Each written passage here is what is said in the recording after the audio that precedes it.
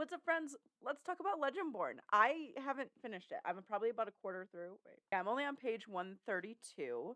Look at my little bookmark. I found this in my tip jar. Legendborn.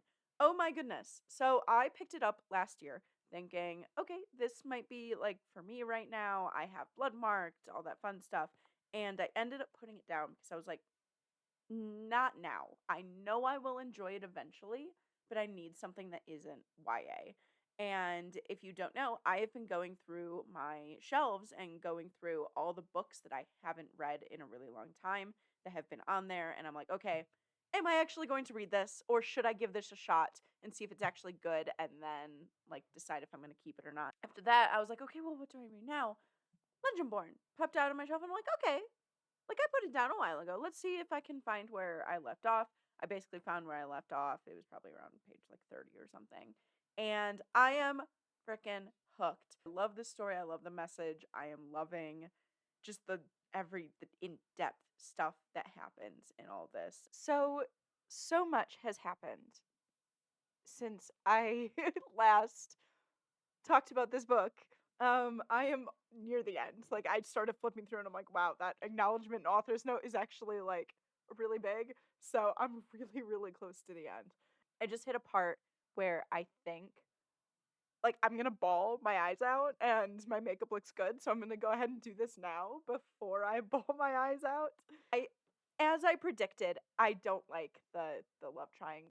I knew I wasn't going to. It's probably one of my least favorite tropes.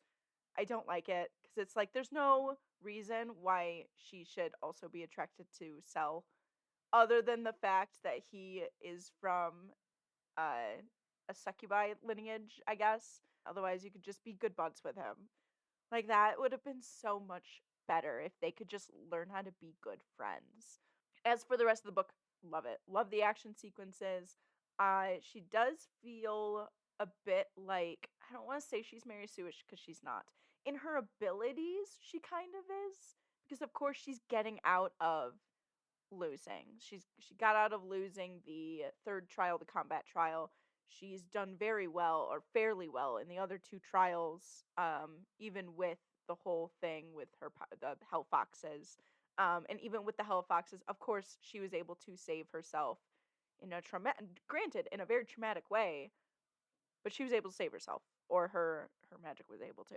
So, in that regard, she kind of feels like Mary Sue-ish, but there's other things that make up for it. She is still a dumb teenager. There are still things where I'm like, oh my god, just open your eyes a little bit, and also don't like Cell. So it doesn't really take away from books like that. I'm also not someone who's a huge stickler for characters that are like that, as long as I'm enjoying the rest of the story and it doesn't outshine the rest of it, then I'm kind of like, oh, okay, wonderful, cool. Then she can be a badass, basically. I just can't wait until the cover shows up. I really hope the cover shows up because obviously this part I already know. I want to know how she gets this. I want to know. So I'm hoping it comes up. And the whole thing with Patricia and teaching her about Root, fascinating. I want to learn more about that. So I'm hoping we dive more into that. I'm kind of also I'm going to speculate a few things here. So in the end, I think Nick is going to essentially be bad. I don't want to say he's going to be bad because he is an inherently bad character. I think it's going to be the pressure that he has of being Arthur, and he's going to be called, then all of a sudden he's going to be like, oh, well, I say you who you are. I'm going to banish you or try to kill you because my father says so, or something silly like that, and then Cell's going to get her out of there. And it's going to be Cell and Bree against the entire order for the second slash maybe third book. Not really sure how to feel about that, truthfully. I don't want it to go that way. I want it to be something a little less predictable. I also don't want to see Nick be bad. I like him. I do. He does seem like too perfect though, which is what is making me think, "Oh my god, he's going to do something horrible. Something bad is going to happen."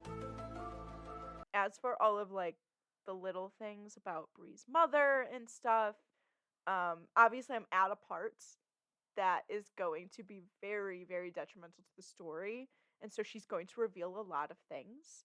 So many of the things I'm speculating now could just be untrue. I think she's going to tell her something about the Order that's going to make her really hate the Order.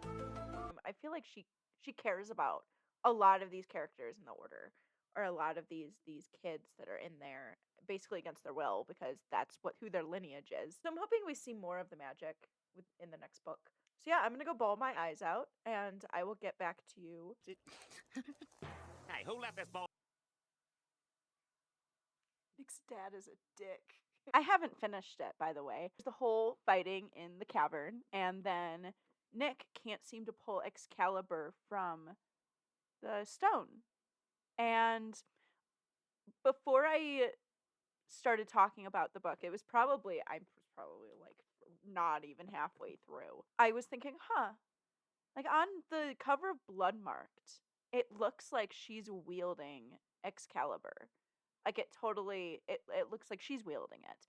I'm like, okay, well, that could just be because it could be an either aether weapon.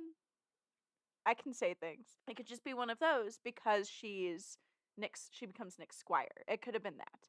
A, I'm very glad Nick is not evil. B, it makes sense that his dad is, though. And the whole thing with Sel's mother, did I mention that in the last part? Because I had read that. Did I mention that? Because that's pretty fucked up. That is, oh my god. I love how a lot of this ties back to mothers and their children. Stupid Mr. Father Davis said the mothers shouldn't, like, women shouldn't be around the table because sixth century stuff. What the heck? You're in the 21st century, bud. Grow up. Though I could say that about a lot of characters in this book. You are in the 21st century. Grow up. Learn some stuff. In these like little pages when she's in the memory, when she finally meets Vera and gets pulled into her memory, and it's like the poetic verses. It says Master Davis. So I know where this is leading, and I'm not gonna lie, I like this. It's horrible circumstances, horrible knowing how how she got there, and how she is an heir of Arthur. But it's kind of cool though. The ending to that chapter is so good. Their moms were friends. It's fine. This book was absolutely phenomenal. I haven't decided if I'm giving it a full 5 stars because I'm trying to be a little bit more critical with the books that I like, but I loved this book. It'll probably get 5 stars on Goodreads and then like 4.5 on Storygraph. Because I want to round up for Goodreads because 4 doesn't feel like enough for how much I enjoyed this. But I don't feel like the only reason I don't think it feels like it earns the 5 stars is that love triangle that I don't like. But that's a completely like personal thing. Otherwise, everything else in this book was phenomenal.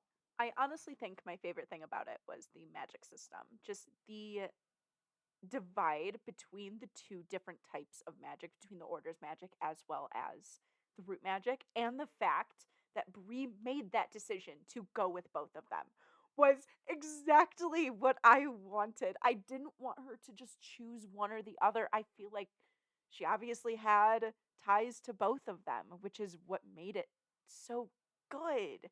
Oh my goodness. Actually also read Tracy Deonn's sources and where she got like all of these different ideas for the book at the end of the story, and that's absolutely fascinating. I unfortunately don't read as many author acknowledgments as I truly should, and I feel like most people don't either, but this was definitely one where I was like, I got her. Where did you get these? This is wonderful. Where? Please tell me. Tell me everything about this book. So I'm very excited to read Bloodmarked. I don't think it will live up to the expectations and the setup that this one did, simply because a lot of sequels fall short I really think there's very few sequels in my personal experience that I feel like live up to the first book, and one of them being, by the way, The Hanged Man by Katie Edwards is the sequel to The Last Son.